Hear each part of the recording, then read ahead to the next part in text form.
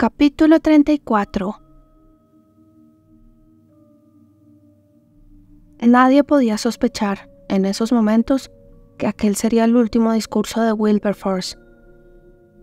Su delicado estado de salud no tardaría en alejarle para siempre de la Cámara de los Comunes, aunque hasta su muerte no abandonaría la causa por la que había luchado durante décadas.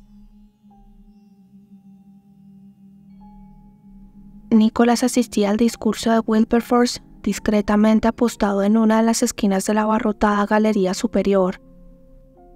Al final, el político había optado por un mensaje más corto de lo acostumbrado. No se veía con fuerzas para permanecer mucho rato en pie. En él, como habían convenido finalmente, abordó la cuestión de las colonias en el Caribe, donde las autoridades parecían negarse a adoptar las resoluciones que se habían acordado para mejorar las vidas de los esclavos. Hizo alusión también a la revuelta que se había producido unos meses atrás en las tierras de Gladstone, y finalizó con un nuevo alegato a favor de la abolición total de la esclavitud.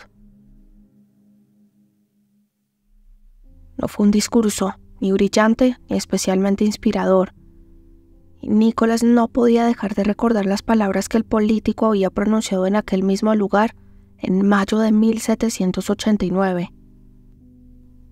Por entonces él aún no había nacido, pero las había leído tantas veces que se las sabía de memoria. Imaginaba a Wilberforce joven y lleno de energía, de pie entre sus iguales, con su cuerpo menudo y su voz convirtiéndolo en un gigante a medida que hablaba. Allí expuso lo que había descubierto a lo largo de los años sobre el comercio de esclavos y el horror que había sentido ante cada nuevo dato. Y allí prometió que no descansaría hasta que la esclavitud se hubiera abolido.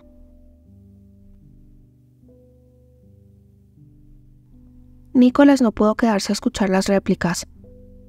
Tenía una reunión con el duque de Wellington para comentar el asunto de Birmania, donde el general Campbell había desembarcado unas semanas atrás para atacar la retaguardia del enemigo.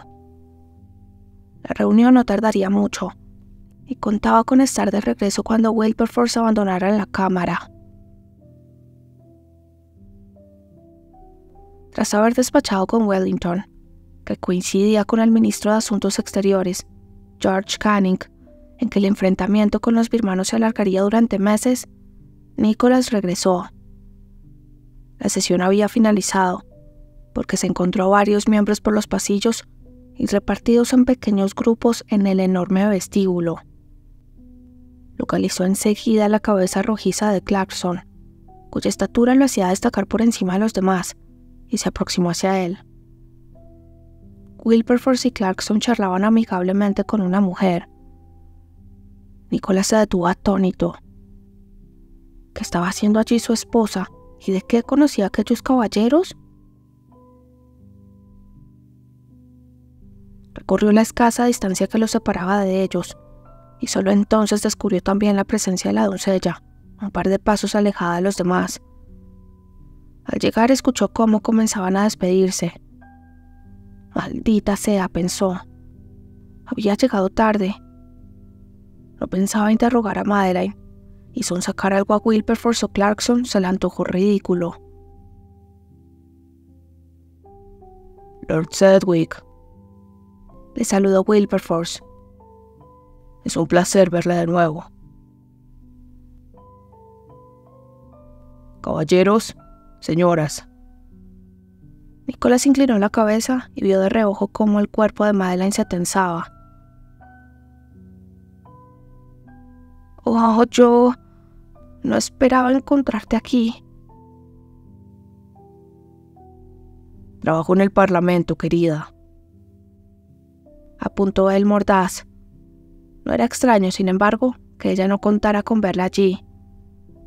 Muchos pares del reino no visitaban Westminster más que en contadas ocasiones, especialmente si había que votar o vetar alguna ley que les afectara de forma especial. Sí, claro». «He de retirarme ya», anunció Wilberforce, que tomó la mano enguantada que Madeline le tendía. «Ha sido un placer conocerla, milady».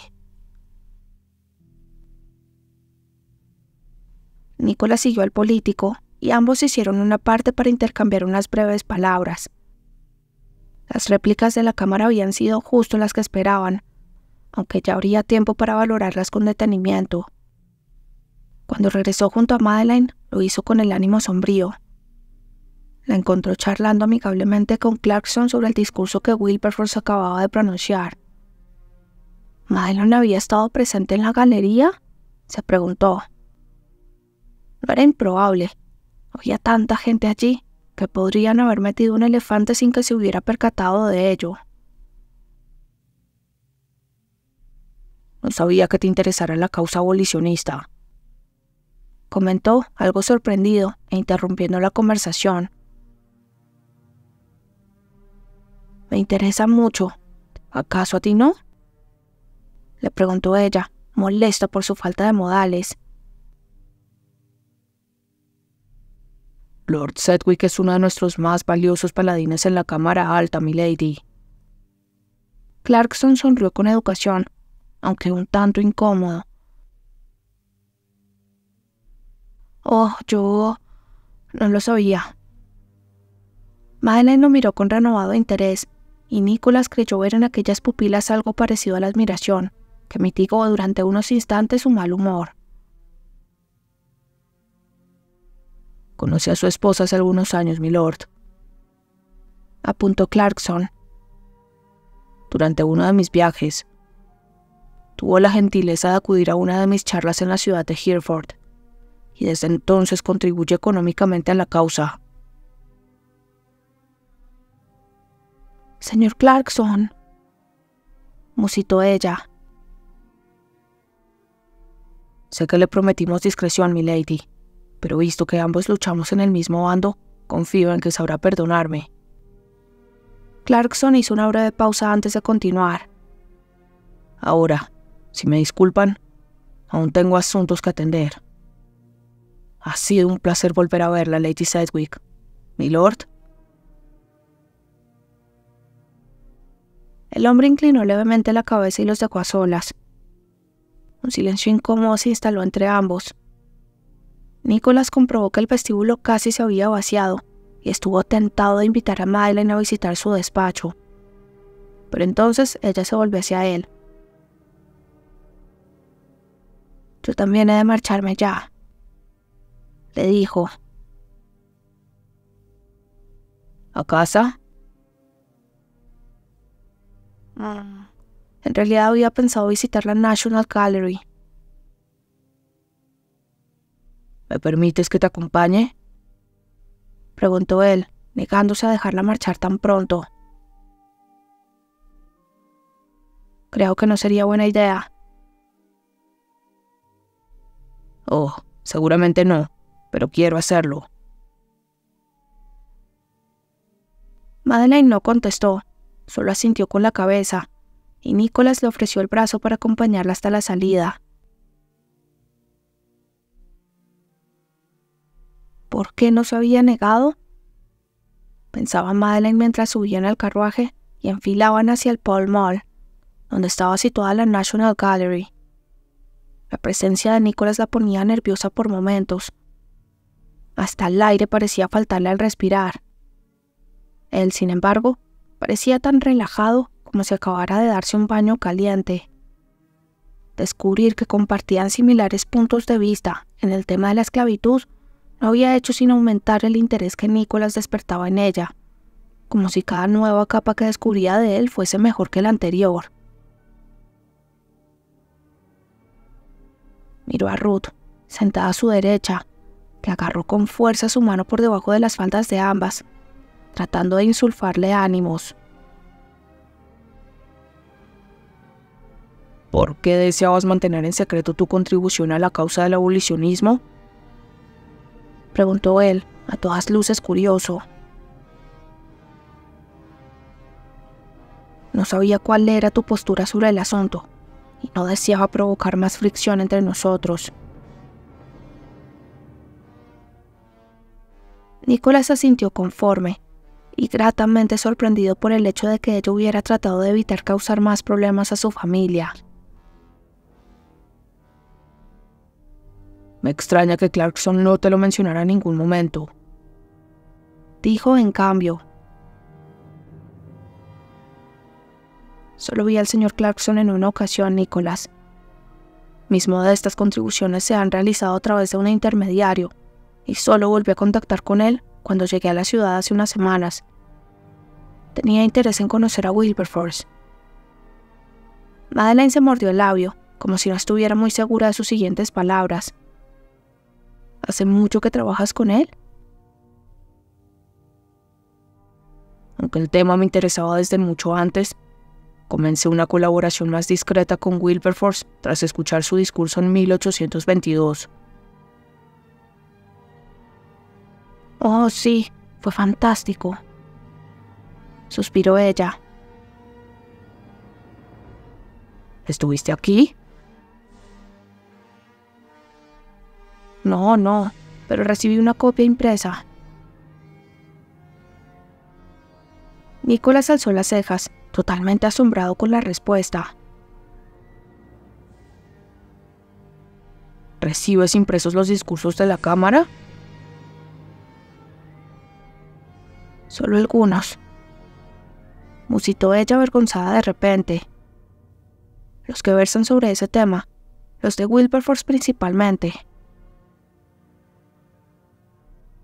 ¿Por qué? Quiero decir, no es una lectura común, y mucho menos para una dama. Claro, ¿insinúas que debería limitarme a leer esas revistas femeninas que tan de moda parecen estar? No he querido decir eso. ¿Y qué has querido decir, Nicholas? Solo me pareció un tipo de lectura extraña, independientemente de tu condición femenina. Si mi hermano Howard, o incluso Julian, me hubieran confesado algo así, habría pensado exactamente lo mismo. Ya te he dicho en más de una ocasión que... Te gusta estar informada de todo. Finalizó la frase por ella. Exacto. Empiezo a comprender que eso es inesperadamente cierto. ¿Acaso pensabas que mentía?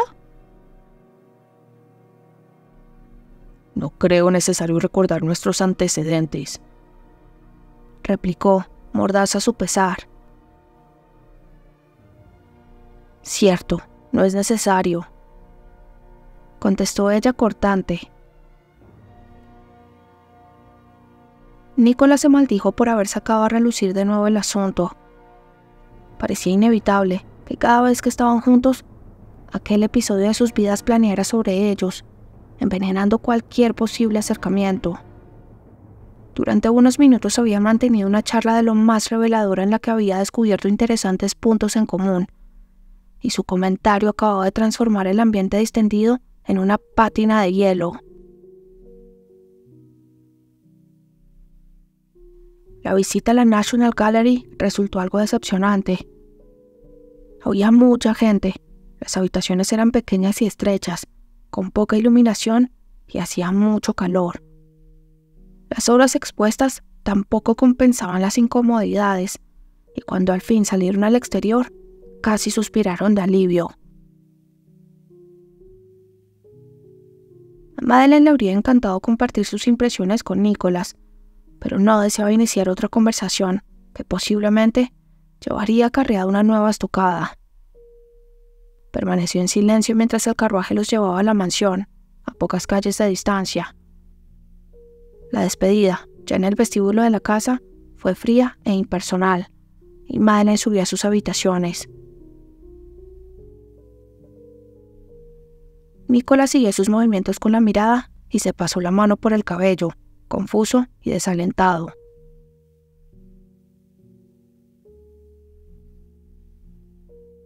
Visitar los jardines de Vauxhall era algo que Madeleine llevaba demasiados años queriendo hacer. Todo el mundo hablaba maravillas de aquel lugar, desde la iluminación nocturna, con más de 1000 lámparas distribuidas por doquier, hasta los espectáculos, que incluían globos aerostáticos, acróbatas, bailes y fuegos artificiales. Cuando vino a Londres con su madre, muchos años atrás, no tuvo la oportunidad de verlos, y ese domingo de junio, eso estaba a punto de cambiar. Se había vestido con otra de las creaciones de Eve. En esta ocasión, un vestido a rayas blancas y rojas, con la sombrilla a juego y un coqueto sombrero con 2 plumas, teñidas con gran maestría por la modista. Cuando llegó al vestíbulo solo estaba Beatrice aguardándola. Los demás ya se habían subido a los carruajes. «Un momento, por favor», le pidió Madeleine, cuando vio que se dirigía hacia la puerta. «Falta mi doncella». Los criados no acuden a este tipo de celebraciones. ¿Sabe que la entrada cuesta 3 chelines? A Madeleine no dejaba de sorprenderle la continua preocupación de aquella mujer por el dinero. ¿Que eran 3 chelines, o incluso 10, para una fortuna como la del conde?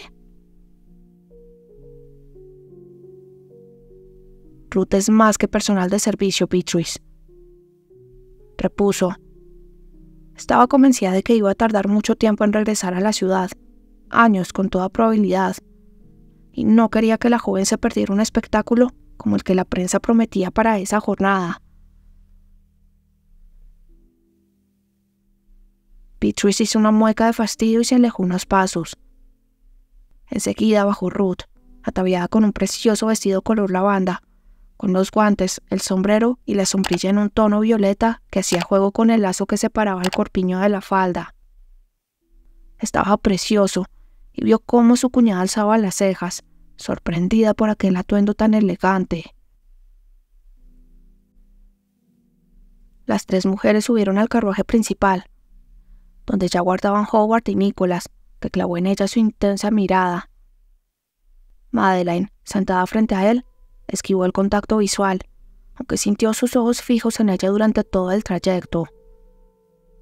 Su imponente presencia y el magnetismo que desprendía parecían absorber todo el aire del habitáculo. Madeleine lo había estado evitando, por supuesto. Solo bajaba al piso principal cuando tenía la certeza de que él no se encontraba en la casa, y cenaba a solas en sus aposentos, con la exclusiva compañía de Ruth. No podía explicarse con certeza por qué rehuía su presencia. Era evidente que la última conversación que habían mantenido la había molestado, pero era algo más.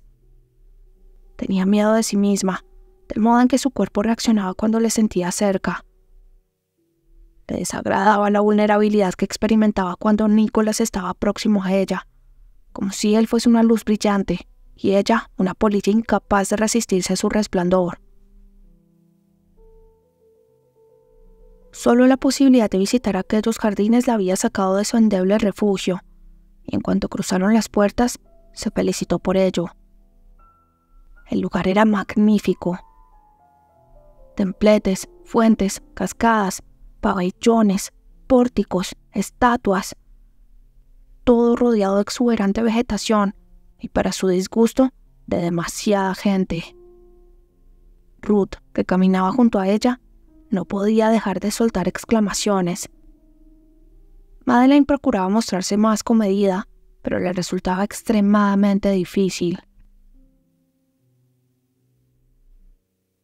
Ese día, como cada año, se conmemoraba la victoria en la batalla de Waterloo. Banderas de los distintos países europeos colgaban de los árboles, y había miles de hombres vestidos como soldados para la recreación histórica, que se alinearon junto a una figura que representaba al duque de Wellington, el héroe de aquella jornada. Los Sedgwick se agruparon en un extremo de la explanada para contemplar el espectáculo. Madeleine sintió el cuerpo de Nicholas junto a ella, protegiendo a ambas mujeres de la gran cantidad de asistentes. La tentación de echarse ligeramente hacia atrás y recostarse contra su pecho era demasiado poderosa. Cuando comenzó la función, con soldados, caballos y artillería desplegándose ante sus ojos, se dejó vencer por ella. El realismo era tal que toda la piel de su cuerpo se erizó y buscó la mano de Nicholas, que sujetó con fuerza. Era estúpido pensar que solo un hombre podía protegerla de una guerra, aunque fuese ficticia, pero esa era la sensación que experimentaba.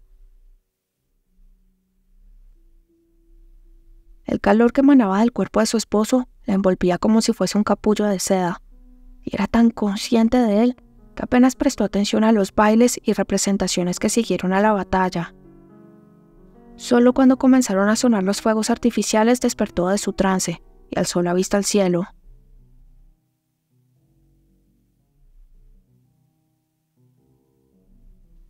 Nicholas pensó que resultaría irónico que muriera de una combustión espontánea durante la recreación de una batalla en la que no había luchado por muy poco. Le desagradaban ese tipo de espectáculos que solo servían para divertir a los ciudadanos ociosos y a los que no habían participado jamás en una contienda. Julian nunca asistiría a un acto como ese, que significaba con graves carencias la batalla en la que casi había perdido una pierna. Sin embargo, a su familia le gustaba asistir con cierta frecuencia a los jardines, y aquel año pensó que Madeleine también disfrutaría del magnífico entorno. De él había sido la idea de que ella acudiera, aunque le había pedido a Evelyn que se encargara de ser la portavoz y que no mencionara su nombre. Al verla subir al carruaje, con aquel vestido rojo y blanco, pensó que era una especie de flor exótica. Se reprochó de inmediato un pensamiento tan cursi, pero no encontró una comparación más adecuada para expresar aquella combinación de colores y aquella luminosidad en su rostro de porcelana. Pasear por los jardines a su lado había sido una experiencia catatónica. Todo la deslumbraba, por mucho que tratara de disimular, y él encontraba esa falta de afectación tan refrescante como inusual.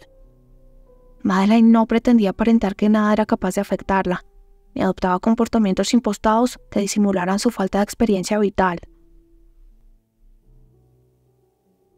Cuando llegó el momento de la representación, se colocó detrás de ella y de Ruth Foster, aunque su cuerpo se movió por instinto hacia su esposa. Le llegó el olor de su pelo y el aroma de su piel, y permaneció gran parte del espectáculo con los ojos cerrados, tratando de concentrarse en la combinación de fragancias. Luego Madeleine se había reclinado un poco, y después le había tomado la mano. Un gesto tan íntimo como desconcertante. Nicholas percibió cómo ascendía la temperatura de su cuerpo, y cómo amenazaba a sobrarle todo menos ella. La sintió estremecerse al contemplar los espléndidos fuegos artificiales que inundaron la noche de estrellas multicolores. Las luces se reflejaron en su pelo y en la curva de la mejilla que él podía apreciar desde su posición, y con gusto habría rodeado su cintura con uno de sus brazos, le habría dado la vuelta y la habría besado hasta que todas las estrellas del firmamento se hubieran muerto de viejas. No fue eso lo que pasó, por desgracia. En cuanto el espectáculo hubo concluido, ella soltó su mano y se alejó un paso. Carraspeó y se recolocó el sombrero antes de dirigirle una mirada cargada de... ¿Qué? ¿Agradecimiento? Nicholas habría jurado que eso era exactamente lo que trataban de transmitirle aquellos ojos. Él había estado a punto de caer fulminado por su propio anhelo, y ella le daba las gracias. Se sintió tan estúpido que apenas fue capaz de corresponder a su gesto. Dejó a Ruth y a Madeleine con su hermano Howard para que regresaran juntos a la mansión, y él se perdió por aquellos senderos abarrotados de gente, en dirección al White's y a la botella de whisky más fuerte que pudieran servirle.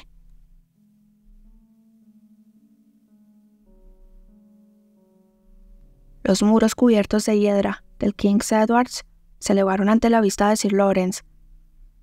Tal y como había acordado con Madeleine, acudía a recoger a Jake y Elliot para llevarlos a casa. Con un poco de suerte, en unos días estarían todos juntos de nuevo. Charles, el cochero de Black Rose Manor, le seguía en otro vehículo, en el que los jóvenes dejarían su equipaje. Sir Lawrence sacó la cabeza por la ventanilla para asegurarse de que el joven había llegado tras ellos sin contratiempos. Luego cruzó las piernas, apoyó la punta del bastón sobre el suelo del carruaje y se dispuso a esperar. Había llegado algo temprano, como era habitual en él, pero el patio ya estaba lleno de carruajes de todo tipo, sin duda con el mismo propósito que él. Elliot fue el primero en aparecer. Caminaba sin prisas mientras charlaba con uno de sus compañeros y parecía relajado, casi feliz. Debía de tratarse de Herbert Ferguson, de quien ya les había hablado en su última carta. Al fin Elliot había hecho un amigo en el King's Edwards, pensó Sir Lawrence, lo que haría su estancia en aquella exclusiva escuela mucho más llevadera. El caballero descendió del vehículo, y cuando Elliot lo vio, se despidió de su compañero y echó a correr en su dirección. Sir Lawrence no esperaba un recibimiento tan efusivo y no era dado a las demostraciones públicas de aprecio, pero rodeó el cuerpo del muchacho con idéntico afecto. Dios, cómo había echado de menos a sus muchachos. Pensaba que vendría Evans a buscarnos, dijo Elliot al separarse de él. Lamento haberte decepcionado entonces. Sir Lawrence sonrió, aún conmovido. No, prefiero 1000 veces su compañía. El chico se mordió el labio. En fin, no quiero decir que Evans sea aburrido, claro. Es un buen hombre y siempre se ha portado muy bien con nosotros. Tranquilízate, Elliot. No pienso contarle nada a Evans. Bien. El chico soltó un suspiro. Ambos volvieron la vista al mismo tiempo hacia el patio principal. Algunos carruajes ya habían comenzado a abandonar el recinto, y se oían gritos y risas por doquier. Una algarabía que Sir Lawrence, pese al tiempo transcurrido, recordaba muy bien. Él había asistido a una escuela muy similar a aquella en Richmond, Virginia, y las vacaciones estivales siempre eran motivo de alegría.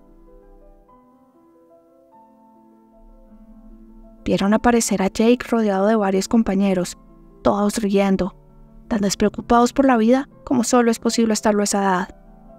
En ocasiones, el caballero trataba de encontrar tras los rasgos del adolescente aquel niño asustado y revoltoso que había llegado a Black Rose Manor en 1816, y se le hacía casi imposible. Le parecía increíble que aquel joven que avanzaba hacia ellos, tan seguro de sí mismo, fuese el mismo ladronzuelo de Worcester que había estado a punto de acabar con sus huesos en un penal juvenil. También mostró su sorpresa al ver a Sir Lawrence allí, y como Elliot, le dio un fuerte abrazo. ¿Y Evans?, preguntó. Lo he sustituido. Bien. Jake intercambió una mirada con Elliot, a quien revolvió el pelo de la coronilla. ¡Ay!, se quejó su hermano, mientras volvía a colocarse bien el cabello. Jake sabía que ese gesto le molestaba, pero por más que lo intentara, le resultaba casi imposible no hacerlo cada vez que se veían. Era su particular manera de decirle que le importaba, que se alegraba de verle, que le quería. Subieron al carruaje y se acomodaron. Sir Lawrence ordenó al cochero que se pusiera en marcha tras una larga fila de vehículos que abandonaban la escuela. Charles se quedaría aún un rato más, hasta que los criados de los distintos edificios bajaran los equipajes de los alumnos. ¡Qué bien!, dijo Elliot. Solo faltan 2 días. ¿2 días para qué?, preguntó Sir Lawrence. Para la fiesta del rey, contestó Jake en su lugar. Después de eso, Madeline volverá a casa, ¿verdad? Sí, supongo que sí.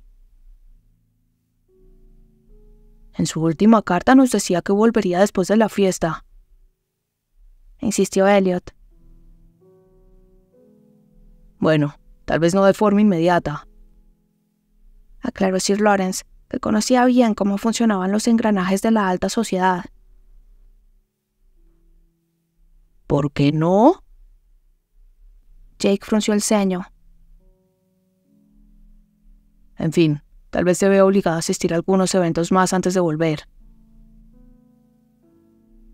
¿Qué eventos?, insistió. En esa fiesta conocerá a mucha gente importante. Sin duda luego recibirá invitaciones para asistir a otros actos. Pero nos dijo que regresaría pronto, señaló Elliot, que miró a su hermano en busca de apoyo. Estoy seguro de que hará todo lo posible porque así sea. Sir Lawrence trató de tranquilizarlos. Los dos hermanos intercambiaron una nueva mirada y guardaron silencio durante unos minutos. ¿Cómo está Nelson?, preguntó Elliot, refiriéndose al gato de Black Rose Manor. Estupendamente. Al menos lo estaba ayer por la mañana, respondió Sir Lawrence.